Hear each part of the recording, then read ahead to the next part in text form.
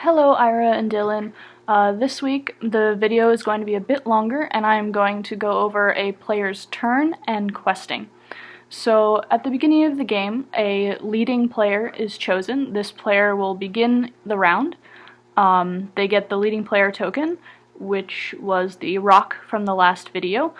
After the round is over, they will pass the leading player token clockwise, and then that player will go first in the next round, and so on and so forth. During a player's turn, they can take a total of 2 actions. The actions are as follows, and then I will list them and then go into a more detailed explanation of them. So a player can move, attack, rest, trade, equip, and quest on their turn. And these actions can be taken in any order, but the action must be completed before another one is taken. So the first action I'm going to go over is the move action. It's pretty simple.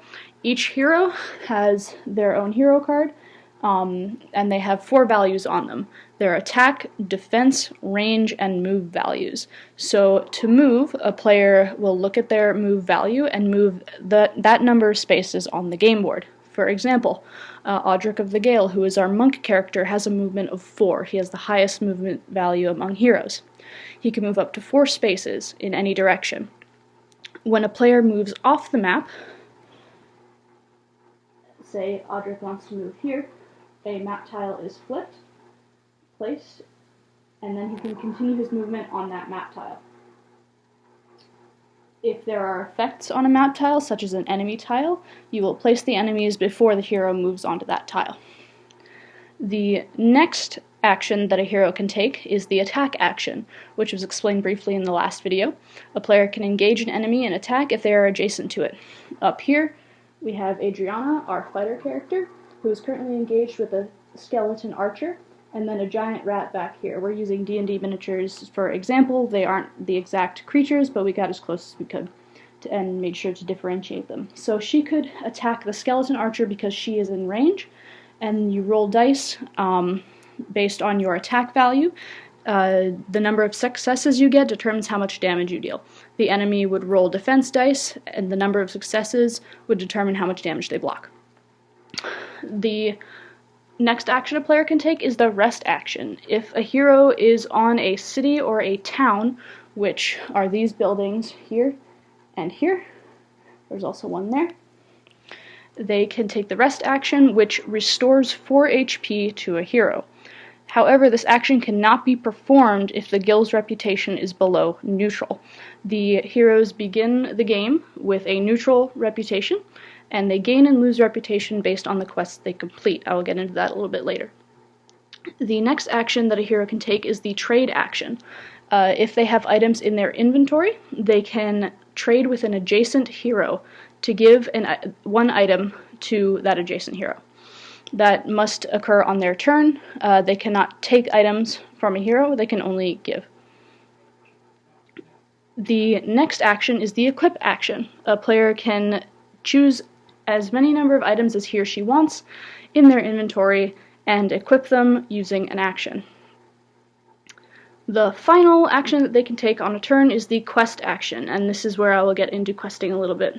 If a hero is in the city, or in the guild hall, or a town, they can use the quest action to complete one of their quests.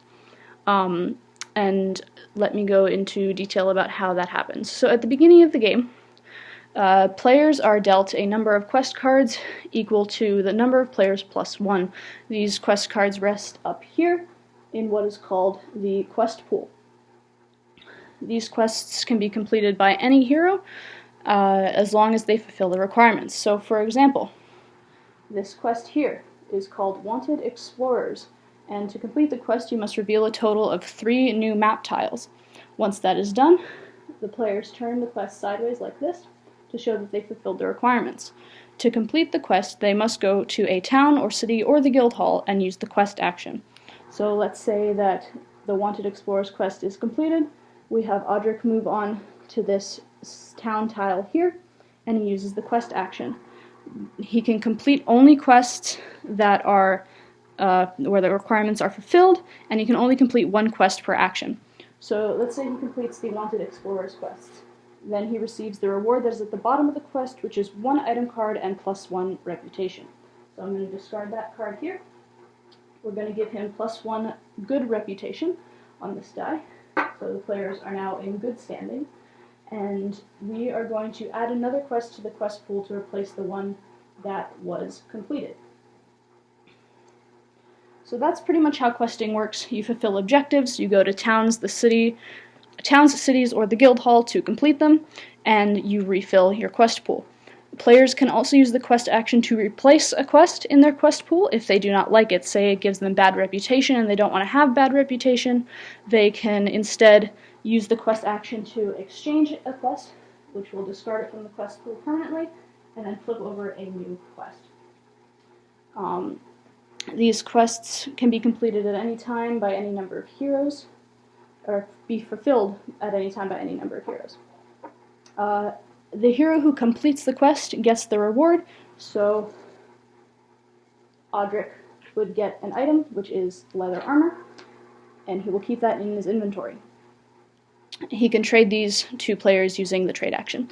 So that is how questing works. Currently this week I'm going to be going over all the quests and adding diversity and balancing them, because that has been a recurring problem in playtests. They haven't exactly been balanced, and I will love to add diversity to it so they're more interesting and the players have more to do.